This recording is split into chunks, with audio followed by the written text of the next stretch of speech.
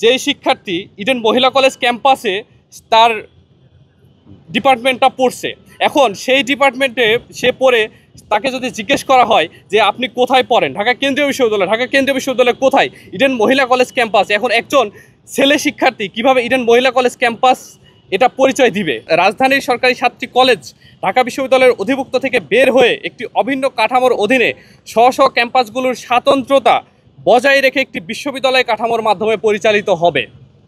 কিন্তু সদ্য প্রকাশিত হওয়া খসড়ায় আমরা লক্ষ্য করেছি স্কুলিং হাইব্রিড সিস্টেমের মাধ্যমে কলেজগুলোর স্বাতন্ত্র্যতা বজায় থাকতেছে না। প্রকাশিত হওয়া খসড়া 3 ধাপে বিশ্ববিদ্যালয় স্থাপনা অংশে বলা হয়েছে, এই আইনের বিধান সাপেক্ষে ক্যাম্পাসগুলোর স্থাবর অস্থাবর সকল প্রকার সম্পত্তি অর্জন করিবার অধিকার রাখিবে এবং হস্তান্তর করার ক্ষমতা বিশ্ববিদ্যালয় কর্তৃপক্ষ রাখিবে।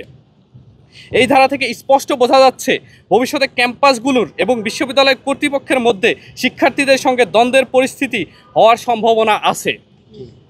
পরবর্তী ধাপে বলা হয়েছে বিশ্ববিদ্যালয়ের 7টি একাডেমিক ক্যাম্পাস থাকিবে, অর্থাৎ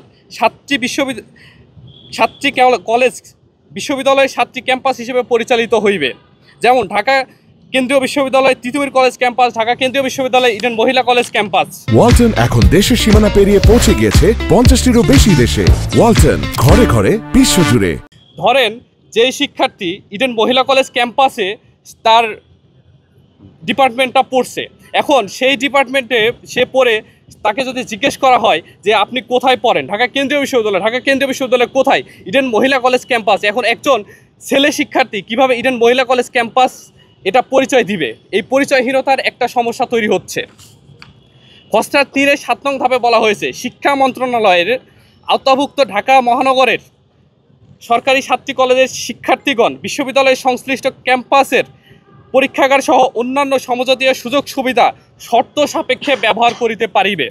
বাংলাদেশের ইতিহাসে স্পষ্টভাবে লক্ষণীয় যে 1921 সালে ঢাকা বিশ্ববিদ্যালয় প্রতিষ্ঠাকালীন সময় ঢাকা কলেজ, কার্জন হল, শহীদুল্লাহ হল তাদের এবং ঢাকা কলেজের শিক্ষার্থী তাদের লাইব্রেরি, বই খাতা সহ সব কিছু দিয়ে সহযোগিতা করেছে বিশ্ববিদ্যালয়কে, এবং সেই কারণে কিন্তু লক্ষণীয় যে ঢাকা বিশ্ববিদ্যালয়কে দিয়ে দেওয়া সেই ক্যাম্পাসে সেই ঢাকা কলেজের শিক্ষার্থীরা বহিরাগত হিসেবে পরিচিত হচ্ছে। তাহলে আজ 2025 সালে এসে আমরা আমাদের ক্যাম্পাসে সব কিছু একটা নবগঠিত বিশ্ববিদ্যালয়কে দান করতেছি, এবং পরবর্তীতে আমাদের যেই পাস্টের যে স্টুডেন্টগুলো আছে, এত বছরের যারা পড়াশোনা করে গেছে ঢাকা কলেজ থেকে, এবং আমরা যারা বর্তমানে ঢাকা কলেজে পড়াশোনা করতেছি, তারা ভবিষ্যতে কোন পরিচয় দিব? আমরাও কি বহিরাগত বলে বিবেচিত হব কি না?